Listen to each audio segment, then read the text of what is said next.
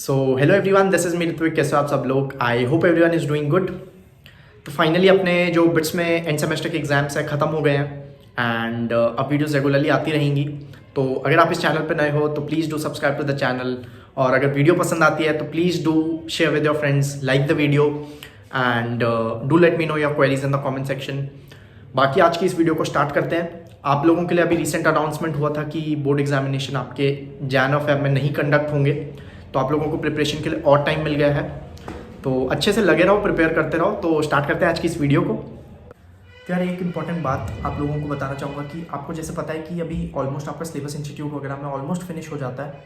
इस टाइम तक दिसंबर ख़त्म होने को आया है। तो अब रेगुलरली ना इंस्टीट्यूट वगैरह में टेस्ट स्टार्ट हो जाएंगे एंड हो सकता है आपके रेगुलरली एवरी वीक टेस्ट हो ही रहे हो पहले भी, लेकिन अब उसकी जो फ्रीक्वेंसी है वो और बढ़ जाएगी। तो आप लोगों को रेगुलरली टेस्ट अटेम्प्ट करने होंगे। तो अगर आप टेस्ट दोगे तो उसको रैंक पॉइंट ऑफ व्यू से या अपने स्कोर पॉइंट ऑफ व्यू से मत दीजिएगा। इन टेस्ट को जितनी गलतियां हो सके इन टेस्ट में कर लो। ये मेक श्योर करने के लिए जो दी डे बिटसैट हम देंगे उस दिन हमसे ये गलतियां नहीं होनी चाहिए। हमें सिर्फ ये मेक श्योर करना है, क्योंकि ये जो स्कोर है ये आपका फाइनल बिटसैट का स्कोर नहीं है। आपका जो फाइनल बिटसैट का स्कोर है वो डिटरमाइन किससे होगा कि आप इसके अंदर हर टेस्ट में कितना इंप्रूवमेंट कर रहे हो सकता है आप कोई टेस्ट अटेम्प्ट करो, उसमें कुछ सवाल आपसे बने, कुछ सवाल आपसे नहीं बने, हो सकता है 50% सवाल आपसे ना बने, क्योंकि कई बार इंस्टीट्यूट वगैरह आपको हायर लेवल का भी दे देते हैं और वो ज़रूरी होता है आपकी थिंकिंग को ग्रो करने के लिए एंड नया सवाल बनाने की कैपेबिलिटी देखने के लिए कि आपको कितना अच्छे से कंसेप्ट आता है। तो आपको कोशिश करनी है घर आके जब भी आप टेस्ट 2-3 घंटे का टेस्ट दे के आए, ठीक है, रैंक जितनी आई, स्कोर जितना आया है वो आपको एक आइडिया दे देगा कि यार आप कहाँ स्टैंड कर रहे हो, आपकी प्रिपरेशन किस लेवल पे है। बस उसको उतनी तक सीमित रहने देना। आपको क्या करना है, उस टेस्ट को आगे एटलीस्ट 1 या 2 घंटा उस टेस्ट पे आपको घर आके लगाना है। जो आपने मिस्टेक्स की, जो सवाल आपसे वो उस टेस्ट के दौरान नहीं बना, क्योंकि कुछ कैटेगरी के सवाल होंगे जो आपसे एक बारी में बन जाएंगे, टेस्ट में भी बन गए। कुछ सवाल होंगे जो शायद आपको आते हों, बट टेस्ट में क्या होता है आपके पास प्रेशर होता है टाइम का कि यार मेरे को ख़त्म करना है, मेरे को पेपर्स पूरा करना है। तो आप हो सकता है कि आप उस टाइम फ्रेम में नहीं बना पाए, और एक सवाल होंगे जो आपसे घर आके भी नहीं बनेंगे। तो आपको इन दोनों सवाल की कैटेगरी, लास्ट दो जो आपसे एग्जाम में नहीं बने, उन्हें तो आपको आके खुद सॉल्व करना है, बना के देखना है। बनेगा सवाल आपसे, फिर उसको छोड़ देना है। फिर जो सवाल पे आना है, जो सवाल आपसे एग्जाम में भी नहीं बना और घर पे भी नहीं बन रहा है, उन सवाल का या तो आप सॉल्यूशन देख लो, या आप अपने किसी फ्रेंड से डिस्कस कर लो, या इंस्टीट्यूट के टीचर से डिस्कस कर लो। और वहीं पे पेपर के साइड में ही, और कोई मैं आपको कोई अलग से पेपर के लिए कोई डायरी या नोटबुक बनाने को नहीं बोल रहा हूँ। जो पेपर है आपका, उसी के अंदर हिंट किसी भी कलर पेन से लिख लीजिएगा कि यार इस सवाल को इस फॉर्मूले से या इसमें ये कॉन्सेप्ट लगना है, उसको उसी के साथ लिख लीजिएगा। क्योंकि अगर आप किसी और नोटबुक या किसी और में लिखोगे, बाद में जब आप वापस उसे देखने जाओगे तो आप उसकी नोटबुक में ढूंढने तो बैठोगे नहीं। तो पेपर के साइड में लिख लेने से काफ़ी फ़ायदा होता है। और पेपर को एनालाइज ज़रूर कीजिएगा। मतलब काफ़ी ज़्यादा स्टूडेंट्स ऐसे होते हैं कि यार पेपर दे तो आते हैं बट उसको आके एनालाइज नहीं करते हैं। तो जो 3 घंटे हैं वो फ़ायदा नहीं होगा कि आप सीधा भी बिटसैट का एग्ज़ाम देने जाओगे तो भी आपका उतना ही स्कोर आएगा, क्योंकि आप उससे ग्रो नहीं कर रहे हो। जितना आपको आता है आप उतना ही दे के आओ। तो हमें बस ये मेक श्योर करना है कि यार जितनी गलतियां हैं बिटसैट के पहले हो जाए, ताकि दी डे पे हमारा जो एग्जाम है बिटसैट का, उसके अंदर हम ये सारी गलतियां तो नहीं करेंगे। हो सकता है कि आप कोई नई गलती कर दो उसमें, लेकिन वो हमारे हाथ में नहीं है। हमारे हाथ में क्या है कि यार इस टेस्ट में, हर टेस्ट में मेरे को थोड़ा थोड़ा इंप्रूवमेंट करना है, और डेफिनेटली आपको दिखने लगेगा थोड़े टाइम के बाद कि आपकी जो रैंक्स है, स्कोर है, ऑटोमेटिकली इंप्रूव होने लगेगा। तो उस पर फोकस मत करना, यही मैं कहूँगा। और सेकेंड एक इंपॉर्टेंट बात, आप में से काफ़ी लोगों को लगेगा कि यार अभी इनऑर्गेनिक का पोर्शन इंस्टीट्यूट वगैरह में ना लास्ट के दिनों में एकदम से फिनिश हो जाता है, तो वो ख़त्म करवा देते हैं। और इनऑर्गेनिक में रटने वाला पोर्शन बहुत ज़्यादा होता है एज़ कम्पेयर टू ज़्यादा की मैकेनिज्म और समझने वाला। तो यही कहूँगा कि जब भी आपको टाइम मिले, दिन में जब भी आपकी एफिशिएंसी अच्छी हो, रोज़ दिन का, अभी आपका जैसे बोर्ड एग्जाम भी पोस्टपोन हो गया तो आपके पास टाइम है, रोज़ दिन का 1 या 2 घंटा एक बार एनसीईआरटी उठा के पेंसिल लेके बैठिए। जो भी आपको मेन पॉइंट्स लगते हैं उनको लिख लीजिए, रिएक्शन लगते हैं उनको लिख लीजिए।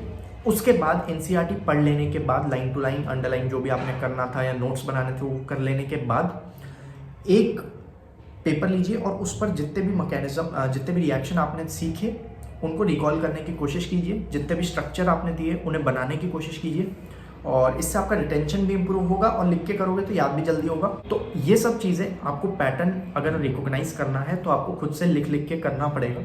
तो एक इस चीज़ का ध्यान रखिएगा, मैंने अपनी पिछली वीडियो में भी ये चीज़ बोली है, तो ये काफ़ी इंपॉर्टेंट है। और इनऑर्गेनिक के पोर्शन में स्कोरिंग भी सबसे ज़्यादा होता है और आपका टाइम भी काफ़ी सेव होगा।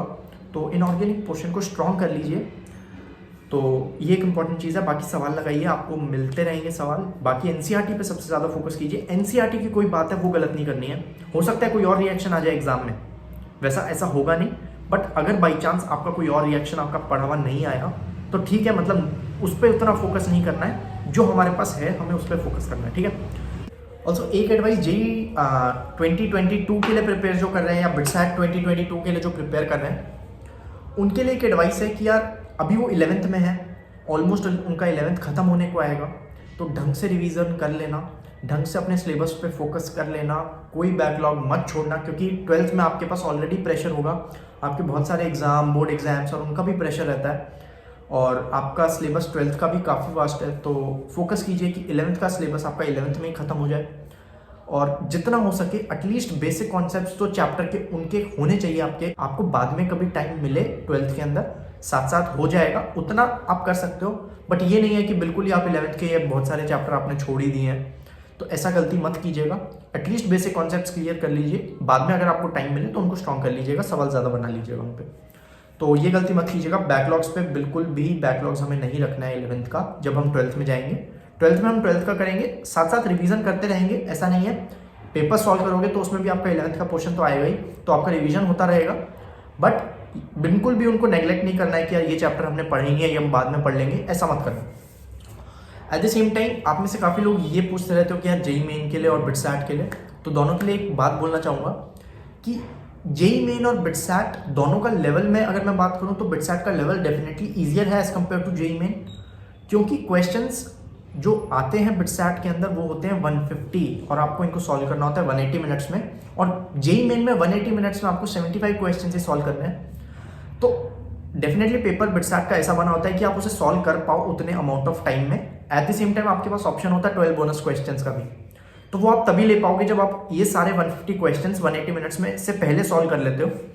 तो जो क्वेश्चंस होते हैं वो ईजियर होते हैं, बट कुछ क्वेश्चंस होते हैं जो इनका लेवल ऑलमोस्ट मतलब जेई मेन लेवल का भी होता है, कि जेई मेन में भी वही सेम सवाल आएगा जो बिटसैट में आ रहा है। कुछ फॉर्मूला बेस्ड क्वेश्चंस होते हैं, लेकिन प्रिपरेशन में दोनों की कोई डिफरेंस नहीं है। आपको जेई मेन के लिए भी वही सिलेबस पढ़ना है, बिटसैट के लिए भी वही पढ़ना है। दोनों का जो क्वेश्चंस का लेवल है ऑलमोस्ट प्रिपेयर करते समय ऑलमोस्ट वो सेम है।